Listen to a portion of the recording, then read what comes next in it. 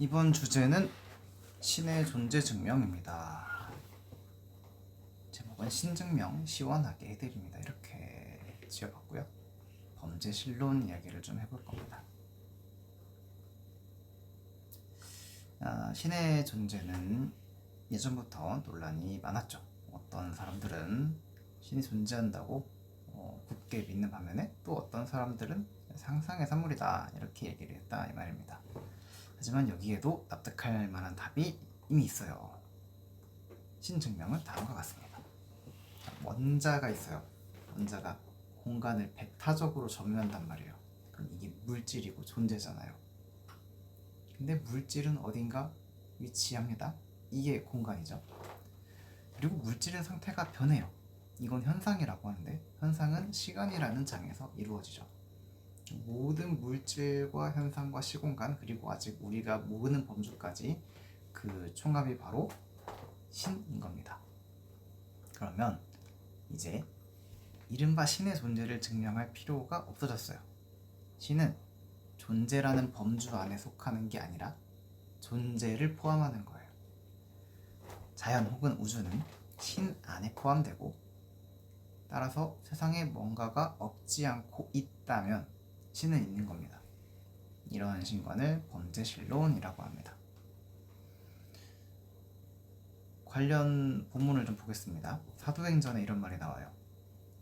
여러분의 시인 가운데 어떤 이들도 우리도 하나님의 자녀이다 하고 말한 바와 같이 우리는 하나님 안에서 살고 움직이고 존재하고 있습니다. 하나님 안에서 사는 거죠.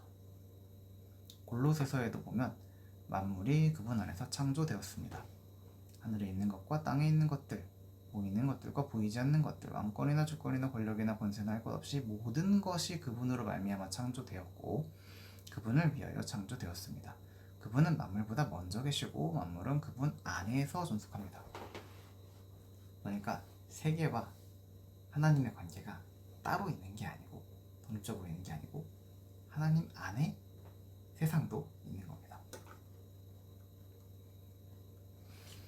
범죄신론이 말이 된다는 건 알겠는데 그게 기독교와는 무슨 상관이냐고, 기독교는 인격신을 믿고 있지 않냐고 질문을 할 수도 있습니다. 많은 사람들이 몰라주는데 사실 범죄신론이 신학계에서 지배적인 신관이에요.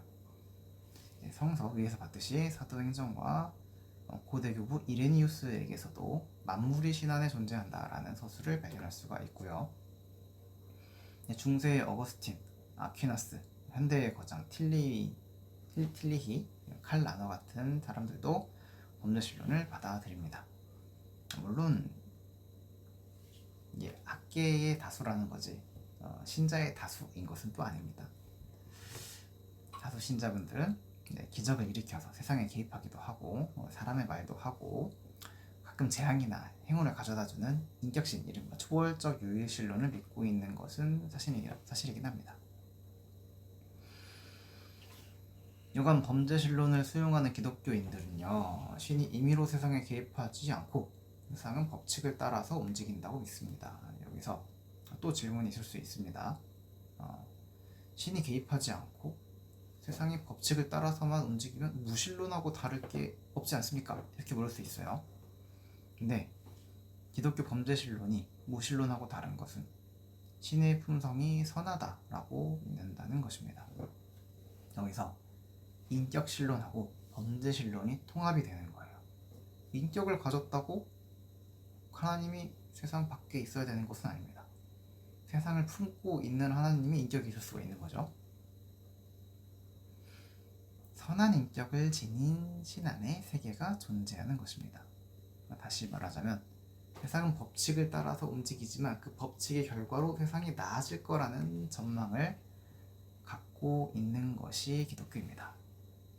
신의 속성이 선하다는 진술은 세상이 그 고통의 양이 줄어드는 경향이 있음을 시적인 언어로, 종교적인 언어로 표현한 거죠. 이러한 세계관을 제가 도식화를 이렇게 한번 해봤습니다. 세상이 있어요. 이게 우주고 신이에요. 제가 사실 신이 세상을 포함한다 이렇게 표현했는데, 그러면 현재 우리가 살고 있는 관측 가능한 우주 바깥에 하나님이 계신다 뿐이지 하나님 자체를 우주라고 해도 괜찮아요. 자, 그래서 세상, 즉 우주, 신이 있어요.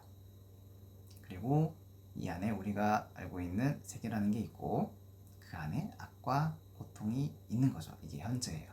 근데 시간이 지나면 악과 고통이 줄어들고 언젠가 이게 완전히 없어지는 때가 바로 완성이다. 이렇게 이야기할 수가 있다는 겁니다. 첫 번째 원에서 음영이 있는 부분은 세상의 악과 고통을 가리키죠. 기독교에서는 이 영역이 시간이라는 과정을 거쳐서 점차 줄어들게 되고 결국에는 완전히 없어질 거라고 믿는데 이때를 종말이라고 부르고 이 세상이 완성된 상태를 하나님 나라라고 부릅니다. 이게 하나님 나라죠. 종말이라는 말도 오해를 많이 받아왔는데 기쁜 날이에요. 슬프거나 뭐 재앙 이런 것도 있을 수 있겠지만 기본적으로 기쁜 날입니다. 그래서 교리를 알고 있는 기독교인이라면 종말을 이제 군인들이 저녁날을 기다리듯이 그렇게 간절히 고대합니다. 그런데 여기서 또 질문을 할 수가 있습니다. 그렇다면 종교를 가지거나 선행을 할 필요 없이 시간만 지나면 세상이 완성되는 거 아닌가? 이게 아주 틀린 말은 아닌데 기독교인들은 신이 세상에서 고통을 제거하기 위해 선택한 방법이 바로 자신들이라고 믿는 대단한 자의식을 가지고 있습니다. 자신들 또한 존재의 일부이고 자신들의 연민과 봉사심 또한 법칙의 일부이고 자신들의 희사와 봉사도 현상의 일부이기 때문입니다. 몸의 비유는요, 이거를 이해하는 데 좀 도움이 됩니다. 몸은 여러 기관으로 그 기관은 다시 셀 수 없이 많은 세포로 이루어져 있죠. 우리는 우리 몸의 신이라고 할 수가 있고요. 이 몸이 건강하기를 바라죠. 여러분, 우리가 보고 있는 모든 세상이 다 하나님의 일부인 겁니다. 그러니까 하나님은 보이지 않는다. 하나님을 알 수가 없다. 이렇게 생각하면 이제 곤란해요. 여러분 몸 안에 있는 세포 하나가, 백혈구 하나가 아니 인간이 어딨냐? 보이지 않는다. 이렇게 말하면 안 되듯이 우리가 그 안에 있으니까 그걸 이해해 주시기 바랍니다. 자, 그런데 어느 날 병균과 바이러스가 우리 몸에 들어갔단 말이죠. 이때 병균을 잡는 백혈구가 몸에 충분하다면 건강을 빨리 회복을 할 수가 있습니다. 물론 면역 시스템이 좀 비리비리 하더라도 오랜 시간에 걸쳐서 나을 수도 있고 세포들은 상상도 할 수 없는 외부 세계에서 의학의 도움을 받을 수도 있겠지만 이 백혈구들이 몸을 지키는 근본적인 방법인 것은 분명하죠. 따라서 부작용이 생기지 않는 한도 내에서 백혈구들이 많아지고 건강해지는 것은 굉장히 좋은 일입니다.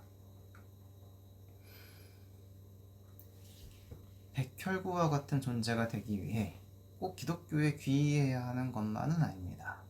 과거 기독교가 길을 좀 잘못 들었을 때 비기독교인은 모두 죄인이다, 지옥에 갈 거다 이렇게 말을 하기도 했지만 지금은 그렇진 않습니다. 위에서 언급한 천주교 신학자 칼 라너는 기독교인이 아니지만 세상의 고통을 줄이는 일을 하는 사람들을 익명의 그리스도인이라고 불렀습니다. 백혈구에도 다양한 종류가 있듯이 건강한 기독교인들은 이런 사람들을 다양한 강점을 지닌 든든한 동료로서 반대합니다. 네, 이번 주제는 여기까지고요. 또 다른 영상을 뵙겠습니다. 평화를 빕니다.